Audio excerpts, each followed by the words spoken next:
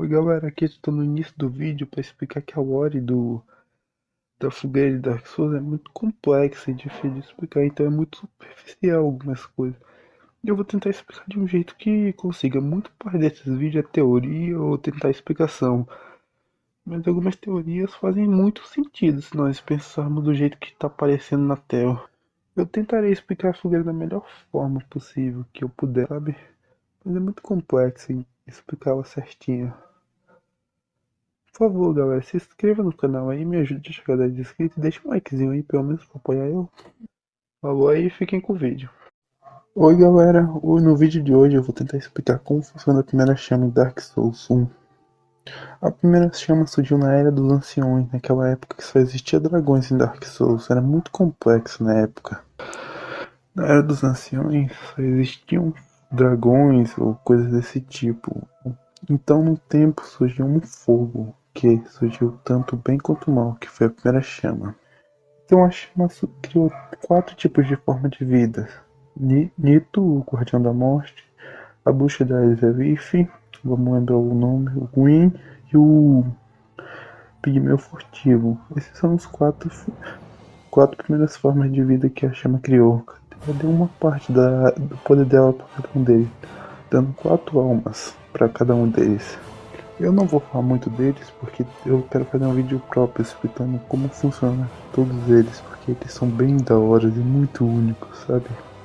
Inspirações. Eu acredito que a primeira chama seja inspirada na mão de Deus de Berserk, porque ambos têm quatro formas de negócio, são 4 pessoas para servi-los.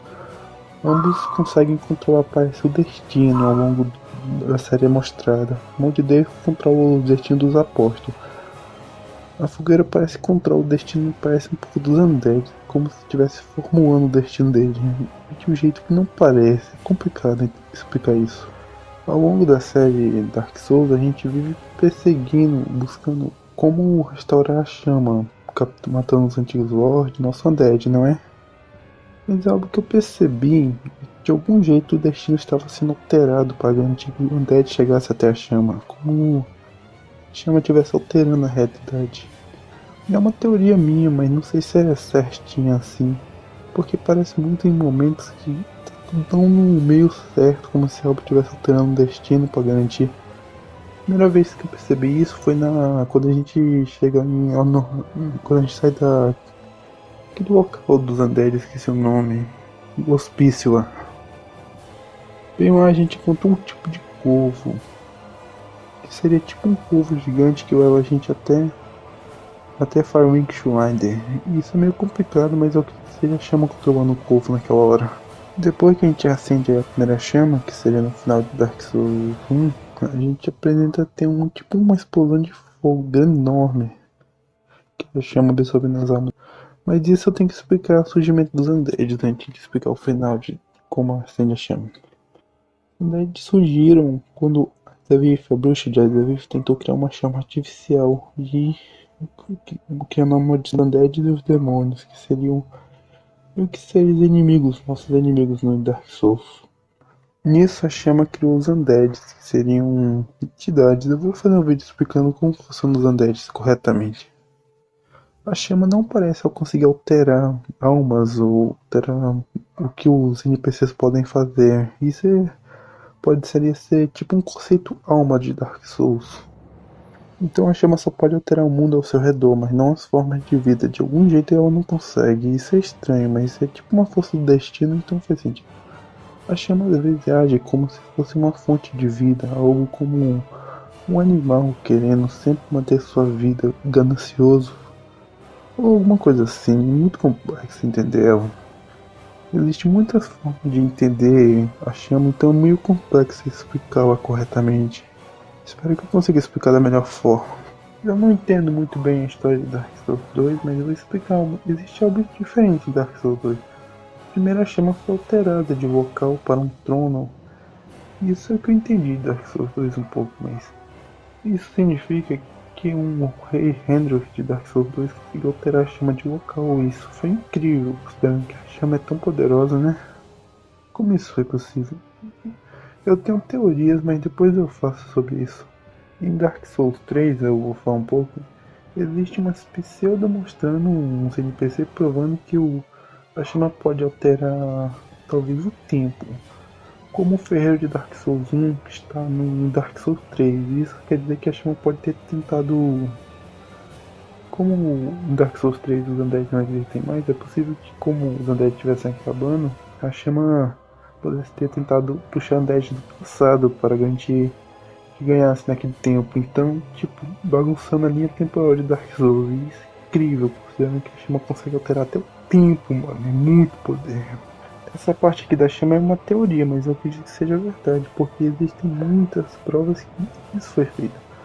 Como o ferreiro de Dark Souls 1 está no Dark Souls 2. E isso é em Dark Souls 3, quer dizer.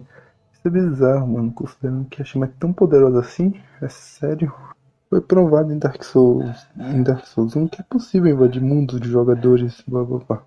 Mas é possível que a chama possa ter alterado um pouco as linhas temporais também. E isso é meio absurdo. Eu acredito que isso seja possível porque em Dark Souls 3 tem um cebolão. E ele é igualzinho ao cebolão de Dark Souls 1, mas tem um pequeno problema nele. Ao contrário do cebolão normal, o nome dele é diferente. Mas o dublador e a voz é igualzinho do primeiro cebolão. Isso é bizarro. Poderia ser a chama alterando universos paralelos, tipo puxando seres de universo. Se isso for possível, a chama é muito mais poderosa do que parece. Eu vou explicar qual é a verdadeira forma da chama. Ao longo do jogo, a gente percebe que a chama é uma fogueira, blá blá blá. Mas quando você chega no final de Dark Souls 3, quando você acende a fogueira, você descobre que a fogueira na realidade era o sol do mundo de Dark Souls. Algo como se. Mas se a chama apagar, não vai alterar nada? E a resposta é não, porque eu acredito que a chama não. Se a chama for apagada depois de alguns, sei lá, alguns trilhões de anos, surgirá uma nova chama. Mas não terá a consciência da chama na antiga chama, entendeu? Seria tipo uma chama nova. A chama tem medo de morrer, algo como um medo da morte. E isso é complicado de explicar, porque em Dark Souls a gente aprende que o ciclo entre existe um ciclo de vida e morte. E a chama não está longe disso, ela vai morrer alguma hora. E depois de alguns milênios surgirá uma nova chama que surgirá mais novas formas de vida, eu acredito nisso. Essa é a minha teoria de Dark Souls 1 e Dark Souls 3 e vice-versa. Em Dark Souls 3 também, a chama criou um ser, que é tipo uma fusão das almas dos antigos Lords que foram sacrificados na chama. Lords que foram sacrificados na chama. É bizarro, mas ele é bem forte, absurdo. E funde o poder do Gwyn, o poder de vários Lords. Isso é incrível. É como se fosse parte da chama que pudesse. A chama ao longo da história pode ter sido modificada pelas almas e ter alterado os seus poderes ou ficado bem mais forte do que antes. Isso pode ser provado no Undead de Dark Souls 3, que seria um reacendido, que não é mais um Undead, é tipo um ser que estava uma fusão de vários Undeads em um só, um Super Undead para ser exato. Isso deve ser tipo um efeito da escuridão. Conforme a escuridão fica mais forte, a luz fica mais forte. Esse conceito em Dark Souls é provado.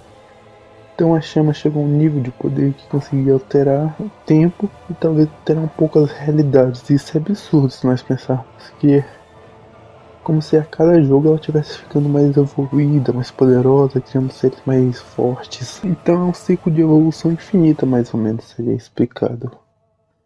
A chama tentando sobreviver, a escuridão tentando engolir o mundo de volta à antiga era. Seria como uma roda da vida. Tipo um conceito de roda de vida, morte, nascer, morrer, viver. Ainda em Dark Souls 3, a Shima parece ter aprendido com seus erros, parece. É meio complicado isso, mas, por exemplo, em Dark Souls 3 existe um final onde o Undead sobrevive a queimar a chama e dá uma segunda chama.